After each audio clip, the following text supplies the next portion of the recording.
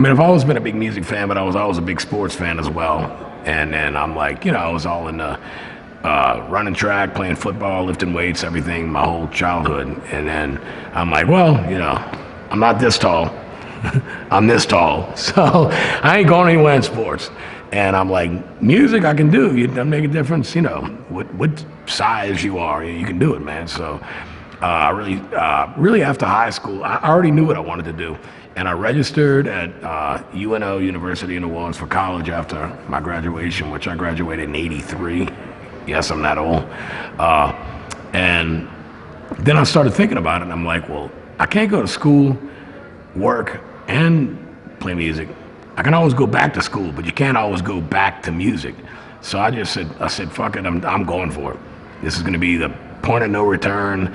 I'm not going to college. I'm dedicating my life to music, and basically played guitar as much as I could for the first 2 or 3 years out of high school, including playing gigs every weekend, and really improved, a whole lot. And it was just my only other love in life besides sports was really music, which my dad still is a huge music fan. He's 81. His favorite band's still Judas Priest. And he loved Motorhead. He calls Lemmy the Great One. We did the first leg of the Death Magnetic tour, and I never forget my dad. I come out the dressing room, and the tour ended in New Orleans, which was kind of like a great, this is like a big milestone show. It's like, we're playing in front of Metallica, in front of our family and friends in New Orleans, next to the Superdome at the Smoothie King Center. And I remember coming out the dressing room, and my dad's talking to Hetfield, and I'm like, so I kind of look at James, and he kind of gives me it's okay. And my dad had a couple of beers or something, and he's not much of a drinker. And I'm like, oh God, he's strapping James in. And he was like, yeah, I was telling James, yeah, he used to practice in my garage. He used to play For Whom the Bell Tolls. He used to play Creeping Death, blah, blah, blah. But James was really a good sport about it. He's really a great guy. All of those guys are.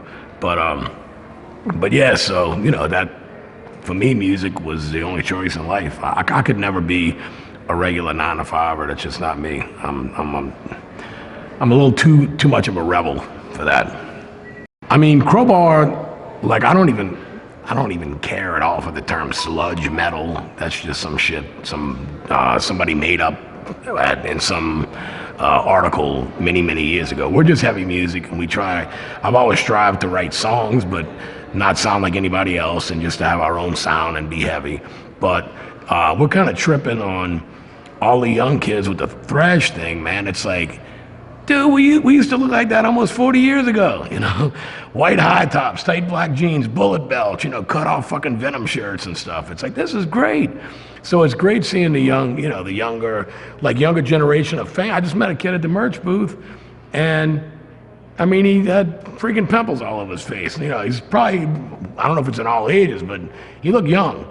Oh, it's a pleasure to meet you. And I'm like, I'm an old guy, but I'm like, he's all in he's got his battle vest on, covered in, all the pins and patches and everything, and ready to rock. So I really like watching the younger generation. We're making, and it's been really good. Every night being with Municipal, and having Skeletal Remains and Dead Heat, who all that's mainly thrash type stuff. So for us, we kind of stick out, but I like to think in a good way. But I'm getting every night there's a lot of young kids that want to take photos. They're buying a little bit of Crowbar merch. They're like, of course they've heard of the name, they just never heard the music, and they're like, man, it's heavy as fuck. It's different, but because they're young thrash heads like I was. But they dig it, man. So it's a good thing. Music's always been therapeutic since I was a kid, and playing music as a career and for a living or whatever, is very therapeutic for me. I mean, I was telling my daughter on the phone today. She's 18 years old, and she's like, since she was born, I've been touring, So I was telling her, I'm like, well, we only play 45 minutes, so really for 23 hours and 15 minutes in a day, I'm just waiting for that 45 minutes that I live for, But I remember seeing an interview with Lemmy years ago, and he's talking about management and record labels and booking agencies and all this, how everybody just robs you blind. And he's like, they can take all my fucking money, they can take everything they want away. You know what they can't take away? That 1 hour a night on stage. I get that, and that's that. So for me, it's therapy for me. You see the crowd singing the songs. When you play countries in Eastern Europe and Russia and all, grown men are crying. This is a positive thing. This is not, everybody, oh, God, Satan, heavy metal. Bullshit. Motherfuckers are loving this. It's good for your heart. It's good for your mind. It's good for your spirit. We're kind of the oddball in the crowd. Everybody's a little bit, so when we're all together at an event, we're all with our people. This is who we are, is the music, and especially the heavy metal fans for sure. Regardless of the genre, they got 517.2 genres of heavy metal now. It's just heavy metal. It's heavy music, whatever you want to call it. And in the end, it's all rock and roll, really. But yeah, it's just heavy music, But regardless if you're a black metal band, a fucking doom metal band, stoner, whatever you are, we're all in this thing together.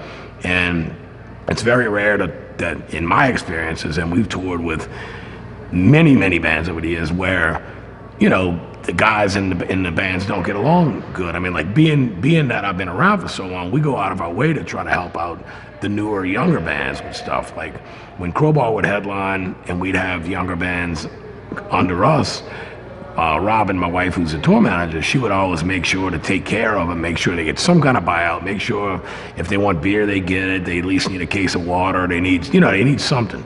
So we always try to accommodate with things like room on stage, if you need to share a cabinet or whatnot, we always try to accommodate and help people out. So because people did that for us on our way up, and that's the way it's supposed to be. Like yesterday, we had a rough day. We had an issue with the bandwagon bus, and everything got fixed. But we were late getting to the gig. It was a clusterfuck. It was a pain in the ass load in.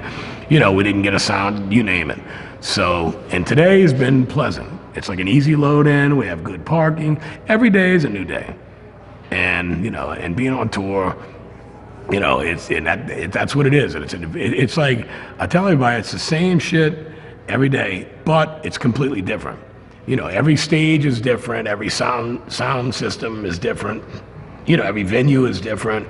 The parking is different. The catering is different. You name it, it's different. But it's the same thing. You go through the same routine every day. But I think that kind of helps it not get so boring, is the fact that it's the same routine, but it's a different experience every day.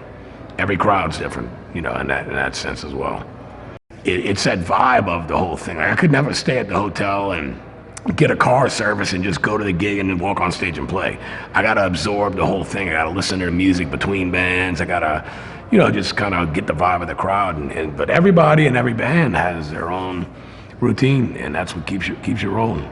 Oh, we absolutely are. I load my own shit every day. Put my shit on stage.